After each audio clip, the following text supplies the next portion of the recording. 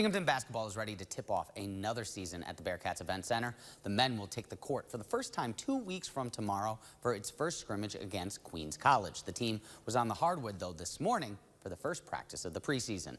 The Bearcats will look a little bit different this year from the last 2 seasons. Seniors Symir Torrance, Arman Harid, and Tyreek Balogun are all gone from graduation. 4 key pieces are back, though, for this year, including 5th-year graduate student Taimu Shinnery, returning for his 3rd season in the Southern Tier. As well, the Bearcats bring back forwards Nehemiah Benson, Gavin Walsh, and Chris Walker. Head coach Lavelle Sanders also back for his 3rd season. Sanders has improved the win total in each of his years on the Binghamton bench, including last year. The 15-15 marked the team's first winning season since making the NCAA tournament in 2009. We want to play faster. I think we have a group that we can play faster, and so, I think we have a team where if Gavin or Nehemiah or even Ben, for example, if they rebound the ball, they can push the ball up the court, which can make us play faster. I anticipate us playing a little bit faster this year.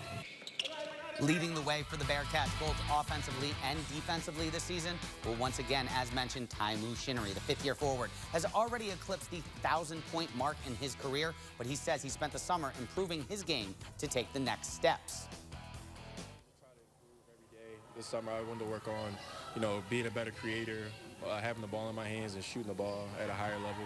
So those are things I'm thinking about, I think are going to contribute to a better season and help my role. We are back on the court Wednesday as we hear from Mary Grimes and the Bearcats women's basketball team as well.